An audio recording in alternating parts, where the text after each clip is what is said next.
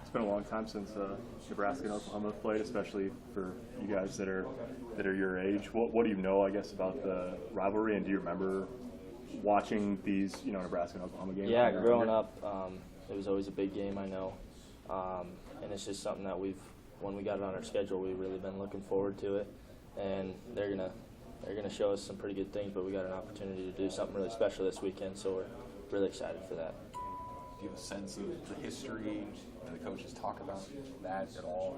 Yeah, I mean, everybody in the building knows it's a rivalry. It's been a rivalry, and we hope that we can go down there and give them all we can and maybe spark a new sense for that rivalry.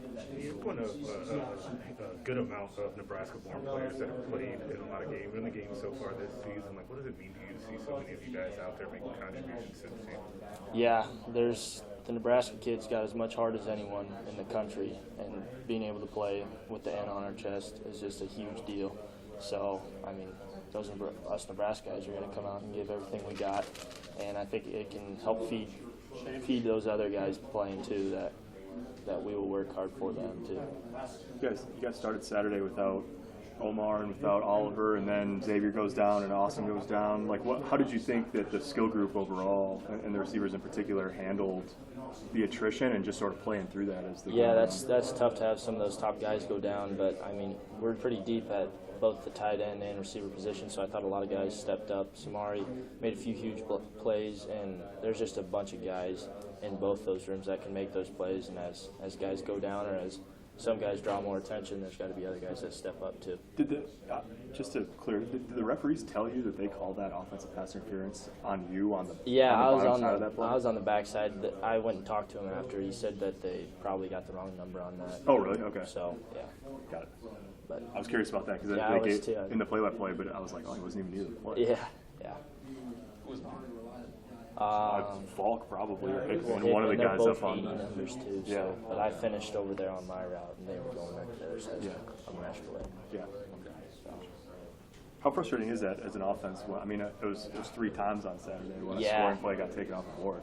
I mean, you hate to see it, but I mean that's just something that we can get better at, and just hope doesn't happen to us in a big situation and a big game like that. And I mean, rub routes, you just got to continue to run your route after the rub and make it look as believable as possible.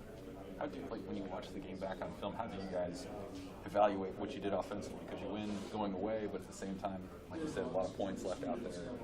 Yeah. I feel like we did really well as an offense this week. There was just a few minor setbacks that kept us from getting more points on the board than should have been. I mean, there's a lot of times where we left points out there, and that's something that we can get fixed. What were some other maybe takeaways from the film study just over the last day or so? Oh, our receiver blocking wasn't the best this weekend.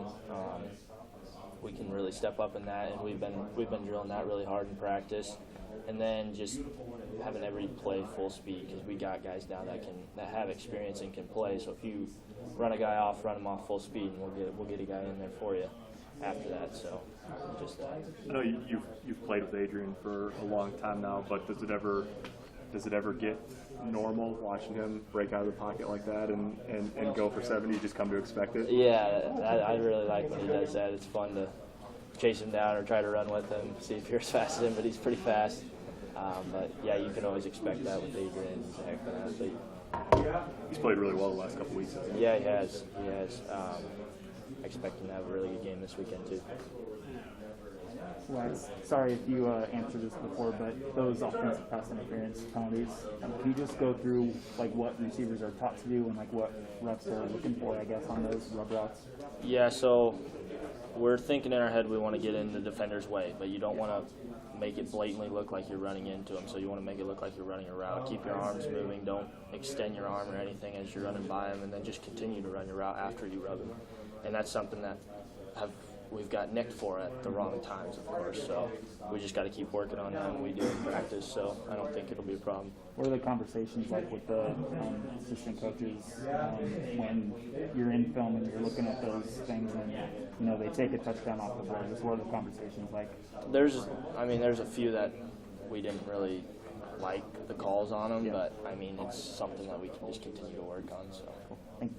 Wyatt, you guys are obviously a little shorthanded at receiver, or were in the game Saturday. I don't know where you're at now, but what kind of stress does that put on the group as a whole?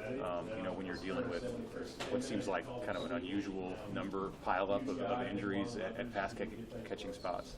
Yeah, we got a bunch of guys in the room that can play, but it's just the fact that we can't come at you with 6 guys now. It's maybe 4 guys. So if you go out there and you run 5 plays in a row and you're really, really tired, you might not get a sub.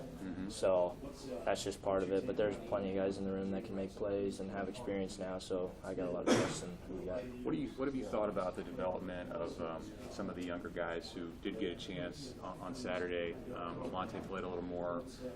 Will Nixon got in at the end. What are your thoughts on those guys? Yeah, those guys, they work their tail off there, and they're putting extra time in the film room and after practice, and it's just keeps adding depth to the position, and I think that they're going to help us out a lot more as the season goes on. Did you get much of a look in the? I'm sure you're in meetings with them, but much of a look in through preseason and even as you've gotten into the season at the kind of skills that the 3 freshmen at that group, Sean and Camonte and Latrell, bring to what do they add to this if they're needed at some point? Yeah, they're really athletic. All 3 of them are really athletic. They're moving weights in the weight room all summer. I could tell they're hungry to get on the field and everything, and it just comes down to learning everything. So going through fall camp, they're a little slower, but once they get to running our stuff full speed, they're going to be really, really good dudes for us.